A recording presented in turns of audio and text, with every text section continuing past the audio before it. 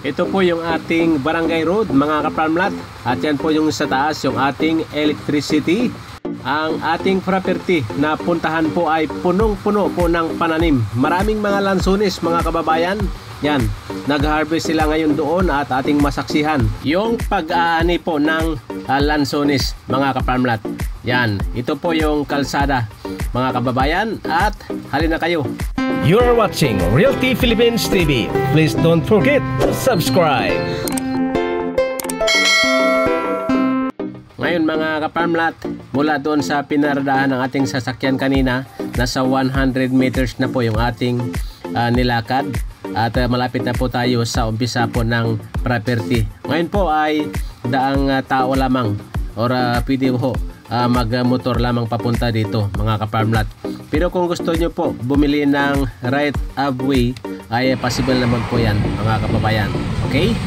Ngayon naman mga kaparmlat, malapit na po tayo. Yan, nasa 10 meters na lang ay umpisa na po ng ating lupa na pupuntahan mga kaparmlat. Yan po yung umpisa na mga kaparmlat, yung kahoy na yan, yan po. Yan. Ngayon po ay narito na po tayo sa loob mga kaparmlat. Tingnan po nyo yung mga lansones. Yan po yung lansones, may niyog, saging, mangga, daranghita, rambutan at saka po mahogani. Yan po. Ito po yung mahogani dito. At yung mga lansones po ay kasalukuyang nag-aani sila. Yan. Sana po noong una pa lang mga kaparmlat, yung first harvest nito ay marami tayong makikitang bunga. Ngayon po ay nabawasan na mga kaparmlat dahil nag-harvest po sila. Okay, pangatlong harvest na raw ito, sabi po kanina ng trustee po nitong property mga kaparmlat. Ngayon po ang total lot area po nito ay 15,298 square meters. Ito po ay tax deed pa lang mga kaparmlat at pwede na po siya for the title dahil may mga title po yung katabi nito. Yan mga kaparmlat yung mga bunga niya. Tingnan nyo. Tingnan po natin yung kanilang mga kinukuha ngayon. Yan sa kabila po.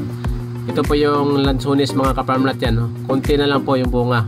Hindi po tulad dati sa mga binidyohan nating nakaraan mga kaparmlat. Maraming bunga dahil hindi pa po na harvest mga kaparmlat.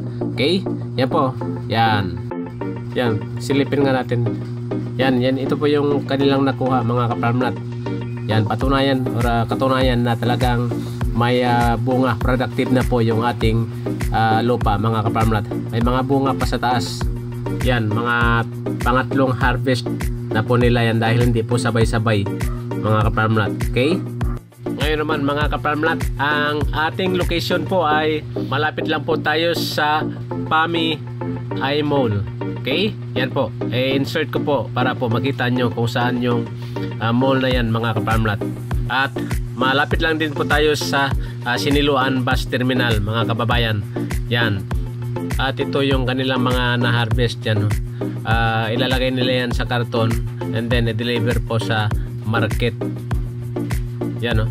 Ang daming lansones mga kaparmlat. Kaya po yung inyong mabibiling farm mga kababayan ay mayroon na po siyang income or mayroon na po siyang mga prutas na hindi na kailangan kayong magtanim pa. Yan po, nakakarton na mga kaparmlat. Yan, nadalhin ito sa palengke. Diyan lang po sa bayan ng PAMI.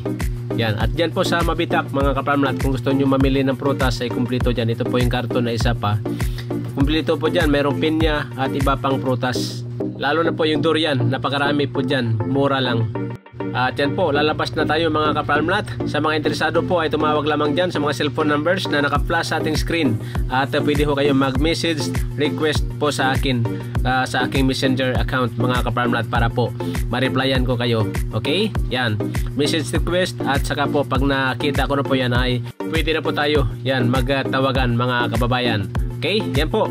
At sana ho ay nagustuhan nyo yung ating property. Paki-text or paki-share sa ating mga kasambahay, kaibigan, katropa, kamag-anak, kaopisina. At lalo na po dyan sa mga nasa ibang bansa at sa mga seaman. Yan, pwede na ho kayo mag-invest sa property ito mga kaparmlat dahil affordable, hindi po siya masyadong mataas.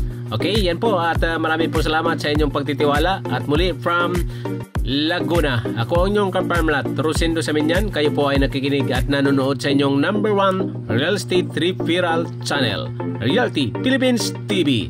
Mabuhay tayong mga Pilipino.